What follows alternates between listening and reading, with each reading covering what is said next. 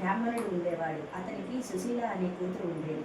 ఆమెకు చిన్నతనంలోనే తల్లి చనిపోయినందున సవతి తల్లి దగ్గర పెరిగేది. ఆ సవతి తల్లి తన పిల్లల్ని ఎత్తుకొని ఆడించమని చెప్పి కొంచెం బెల్లం ఇచ్చేది. అయితే సుశీల తన సవతి తల్లి పిల్లలను ఆడిస్తూ ఉండేది. ఆ సమయంలో తన సవతి తల్లి ఇంట్లో మార్గశిర లక్ష్మీ వారం పూజ చేయడం చూసి సుశీల కూడా మట్టితో మహాలక్ష్మి చేసి జిల్లేడు పూలతో ఆకులతో పూజ చేసి తన సవతి తల్లి ఇచ్చిన బెల్లాన్ని నైవేద్యంగా పెట్టేది. కొన్నాళ్లకు సుశీల పెద్దదవటంతో పెళ్లి చేసుకుని అత్తవారింటికి వెళ్ళిపోయింది. అప్పుడు కూడా తనతో పాటే